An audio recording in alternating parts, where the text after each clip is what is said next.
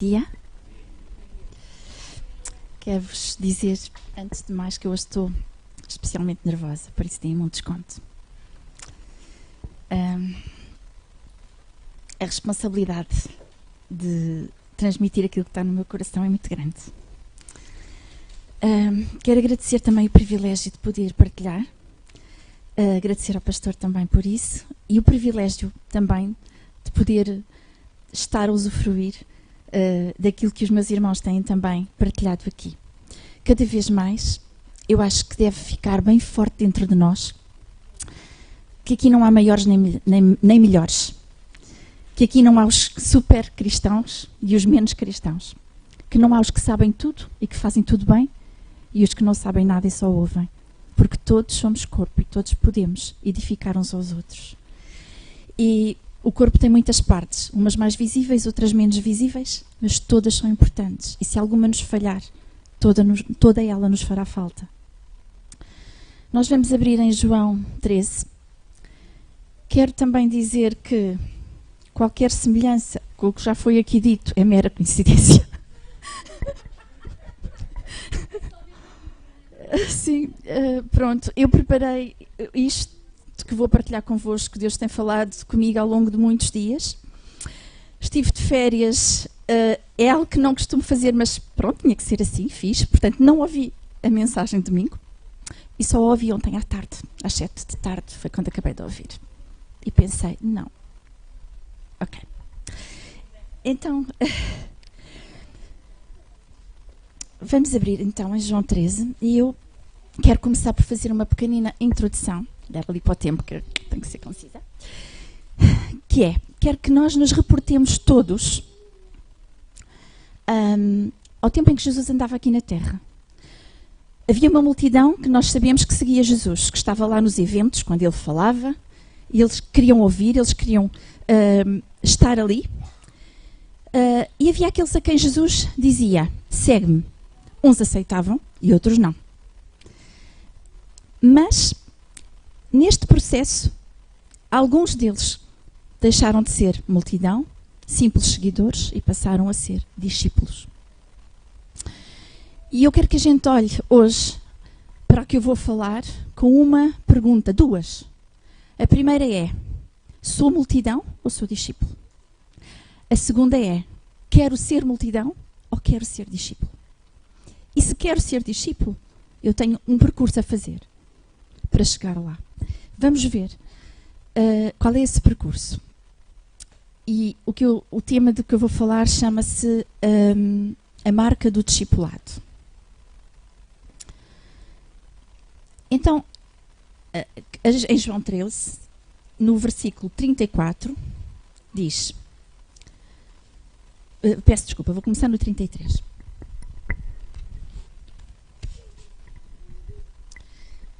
Filhinhos, ainda por um pouco estou convosco. Vós me buscareis, e como tinha dito aos judeus, para onde eu vou, não podeis vós ir. Eu vos digo também agora.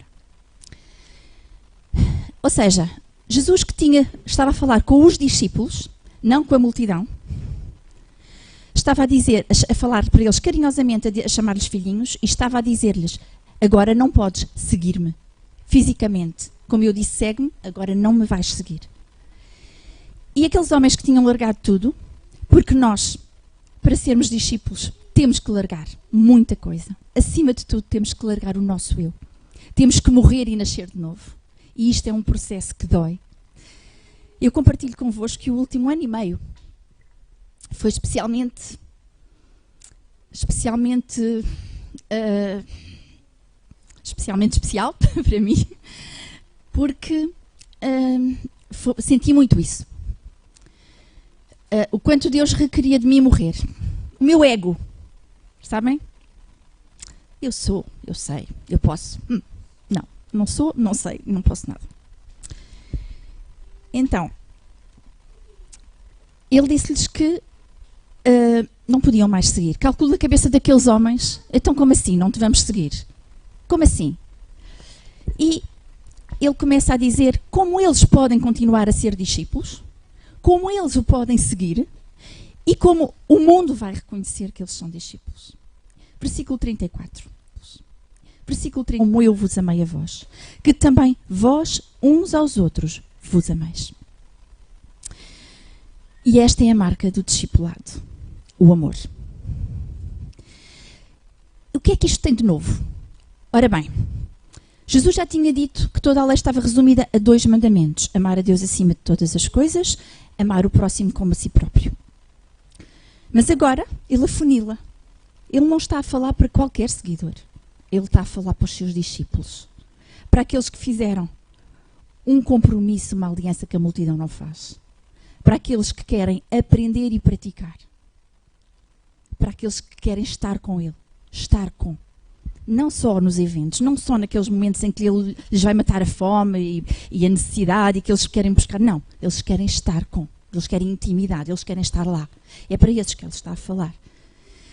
E o que ele está a dizer é que vocês já não vão só amar-se como a vocês próprios. Vocês vão amar muito mais profundamente. Vocês vão amar como eu vos amei. Caramba, mas nós somos capazes de amar como Jesus nos amou? Eu olho para mim e digo assim, eu sou. Não sou. Porque nós temos intenções egoístas. Nós somos maliciosos. É difícil amar assim, como Jesus amou. Mas quando nós nascemos de novo, a Bíblia ensina-nos que o Espírito Santo derrama, ele é um selo sobre a nossa vida e ele derrama o amor de Deus. E nós, permanecendo varas presas à videira, o fluido que vem da videira vem para nós. Então há esperança. Nós podemos amar assim.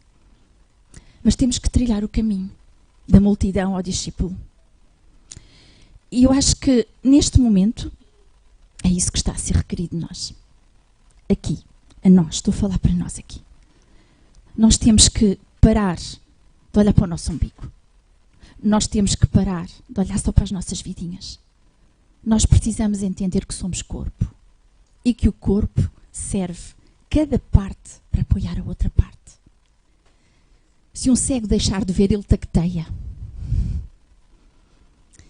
Certo? Há sempre uma parte do corpo a ajudar a outra. Então, e como é que Jesus nos amou? Romanos 5,8 diz que Deus provou o seu amor, entregando Cristo por nós, sendo nós ainda pecadores. Irmãos, eu vou exortar-vos a lerem o Salmo 51, em casa. Leiam e leiam e leiam. Porque às vezes nós precisamos ter consciência do nosso pecado. Nós olhamos tanto para o pecado do outro e achamos sempre, é o pecado dele, não é o nosso. Irmãos, nós todos somos pecadores. Então, mas nós ainda somos pecadores, nós não fomos já redimidos e santificados. Santificação é um processo. E aos olhos de Deus, ele já não vê o nosso pecado. Glória a Deus por isso. Mas nós somos pecadores. Nós continuamos a pecar. Então como é que Jesus amou? Jesus amou um Mateus que cobrava impostos. Eu podia ser esse Mateus. Vocês não? Eu podia. Ele amou a mulher adulta. Eu podia ser a mulher adulta. Ai, Carla, não digas isso. Ele amou a prostituta. Eu podia ser a prostituta. Sério? Sim. Porquê? Porque cada um é aquilo que é, no contexto que vive, com os seus sapatos calçados. E eu tenho que parar de olhar o outro com os meus sapatos calçados. Eu tenho que calçar o sapato do outro. Eu tenho que parar de julgar o outro. Ele amou um Pedro. Um Pedro que cortava orelhas a quem o chateava. Um Paulo que perseguiu aqueles a quem ele amava. Mas nós não. Nós não somos Pedro nem Paulo. Sabem o que é que nós somos? Desculpem, eu ia falar assim hoje. Somos fariseus. Fariseus que batem com a mão no peito e que dizem: eu não sou como ele. Eu não sou um Mateus. Eu não sou um Pedro. Eu não sou uma prostituta. Eu não sou uma adúltera. Eu não sou um Judas que trai, que rouba. Eu não sou como os discípulos que abandonaram Jesus. Eu pergunto, e se por acaso tivéssemos entre a vida e a morte para afirmar a nossa fé em Cristo? Será que nós não seríamos como os discípulos que o abandonaram? E ainda assim Jesus nos amou. Vocês entendem o que é amar como Jesus amou?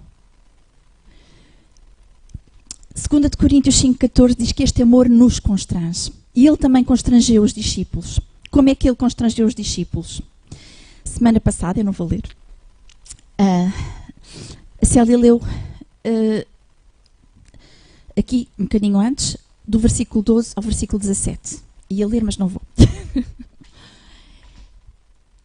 Foi constrangedor para os discípulos, porque ele lavou-lhes os pés.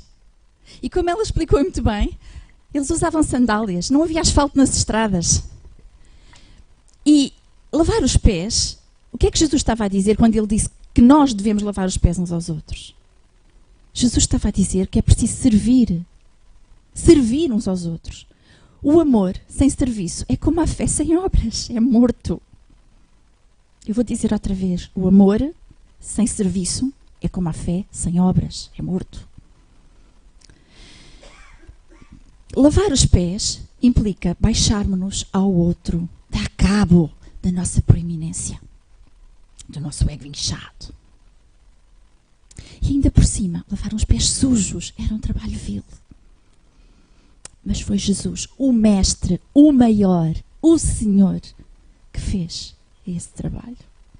Para nos deixar este exemplo, é assim que nós temos que amar. Amar como Ele amou.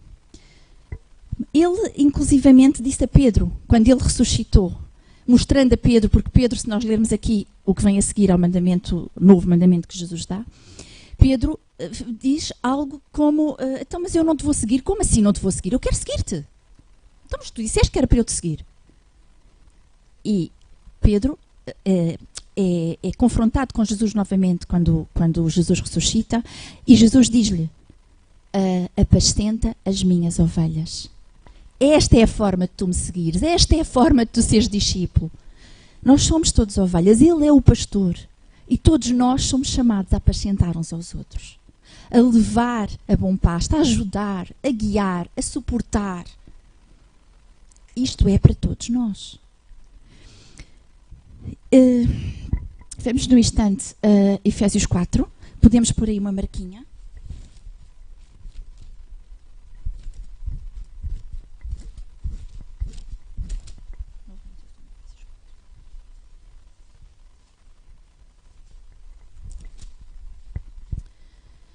E eu vou ler o versículo 32.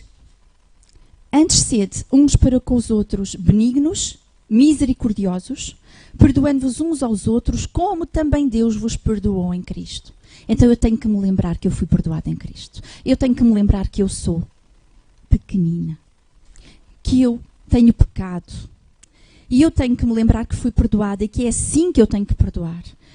Como? Quais são as características desse amor? A benignidade, sermos benevolentes, brandos, não causar dano ao outro. A misericórdia, sermos compassivos, piedosos, perdoar o mal que nos fazem. Sermos perdoadores, absolver da pena, aceitar, poupar, suportar. Esta é a marca do discípulo. Vamos voltar novamente a João 13.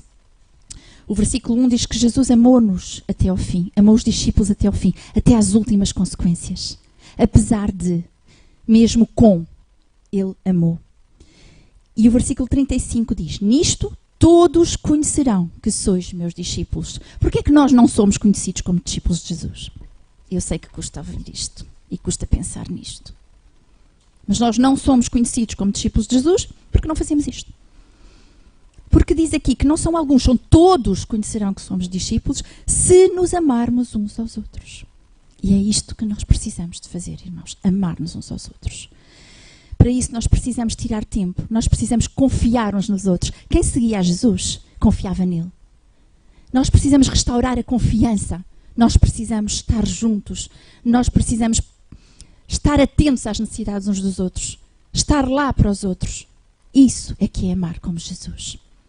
E para terminar, eu, quando estive a refletir sobre isto, escrevi, não sei se lhe chama uma oração, se lhe chama um salmo, escrevi algo que gostava de partilhar convosco e vou terminar com isso, está bem? Senhor, o teu amor traz-me constrangimento e gratidão, porque sei que não sou, jamais serei, merecedora de amor tão puro. O teu amor arrancou-me das trevas, tornou-me filha, ofereceu-me a vida eterna. E com este amor tu disseste que me queres contigo, incondicionalmente. Tu, que amas mesmo quando eu sou o cobrador de imposto. Ou o que entrega o corpo para ser usado. Ou o que corta orelhas a quem o leva à ira. Ou quem persegue os teus amados. Tu, que amas mesmo que os nossos atos escondam a intenção egoísta. E tudo o que queremos é para interesse próprio. Ou quando nos queremos sentar a teu lado e fulminamos qualquer que ocupe esse lugar. Quando o dom do outro assombra os nossos egos. Quando não entendemos senão o mundo carnal. Quando os nossos olhos veem o erro do outro incapazes de vislumbrar o nosso. Ainda assim, tu nos amas. E esse amor é suficiente para me ver com olhos que me transformam. Entregar a palavra que me molda e como a água me lava. Dar-me o Espírito Santo que me ensina, guia e consola. Tu me amas a ponto de dar a vida e, no entanto, tu és a vida. O teu amor assim se derrama no meu coração para que eu entregue, por amor ao meu irmão, a maldicência, a ganância, a inveja, o ciúme, o julgamento, a traição, o meu interesse próprio, o meu ego inchado, a minha vontade, despojando-me a ti. E segura a mão dele entre as minhas, mesmo enquanto ele erra para comigo. E faça pontes em vez de barreiras, com cada um que comigo tornas corpo. E atento para as suas necessidades e me inclino humildemente aos seus pés. Para que eu reaprenda caminhos de confiança, como tu és confiável. E com o amor que me deste e me dás, cubra o pecado do outro, como tu fazes com o meu. É isso.